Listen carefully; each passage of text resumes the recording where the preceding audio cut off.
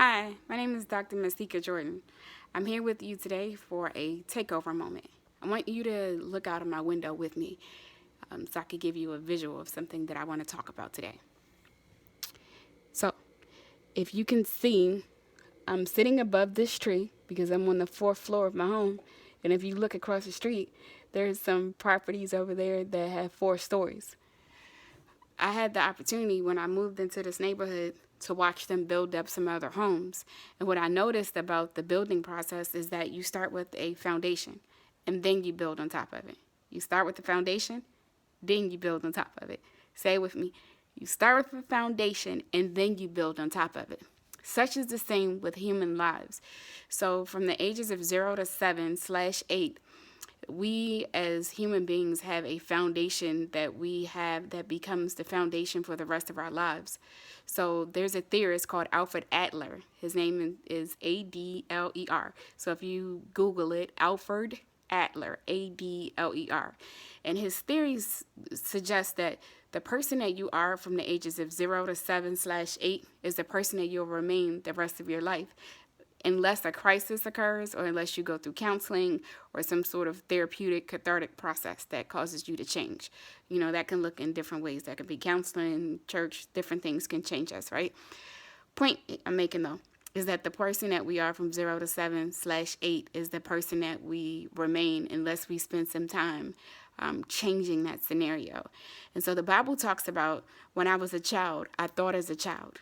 And if you put thought into different ways, when you have a thought, it's based on some outside data that you bring inside, and then you have your own meaning or your own perception of it. So you could also say, when I was a child, I perceived as a child.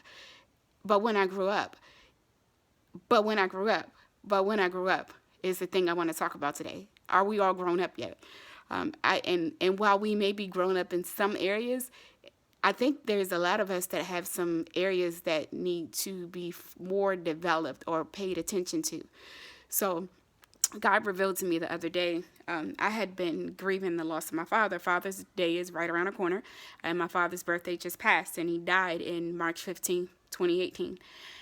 And so when he died, one of the things that I thought I was just hurting because of the grief and loss of losing my father. But one of the things that God kept saying to me is, Masica, you got to write out the story. And so I started writing out this grief and loss project, and it's going to be a book on the grief and loss process and helping other people to get through the grief and loss process.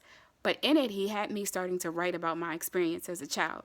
The thing that I was holding on to happened when I was 6 years old. So again, that 0 to 7/8 phase. My father left, and he left for a year. And what it made me think about me was that I was insufficient, that I had been rejected, and that I had been abandoned because he did not love me enough. That is because for most kids, the world around them, the way that they are perceiving it, when I was a child, I thought as a child. Most kids from the age of 0 to 7/8, when I was a child, I thought as a child. They're thinking through their lenses that the world is about them.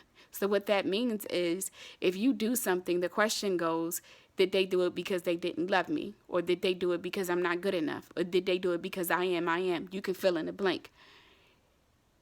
And although we grow up numerically, not all of us go back to address those soul issues. And so one of the things I had to do was to write out my story. And what God took me back to was, Masica, you thought that you were abandoned or rejected, but do you remember when your father told the doctor that he started drinking during the time that the divorce was happening between your mom and him, that he drank every day since that day?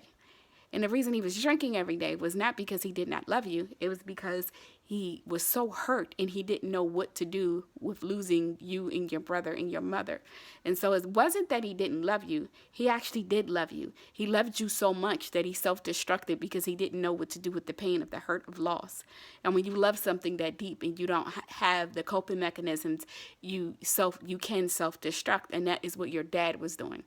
And so what it did for me is it caused me to look back from a different angle and say, hey, this foundation piece needs to be addressed, because the meaning that I put there, although I wanted, it would have been great if it was just about my dad, then it became about God, because oftentimes how we perceive our biological fathers, we perceive God. And then it also became about men. And then it also became about me. And then it also affected how I saw me and saw my worth. And so while my story is about one event that happened at 6, I'll challenge you today to get a piece of paper and spend 30 minutes. And I just want you to write about your experiences that stand out to you the most from the ages of 0 to 8. What things hurt you? That's the first question. What things hurt you? The second question is, what meaning did you put behind the hurt? What story did you tell yourself about the hurt? 3, could that story be false? Could the story that you added to that scenario, could it be false?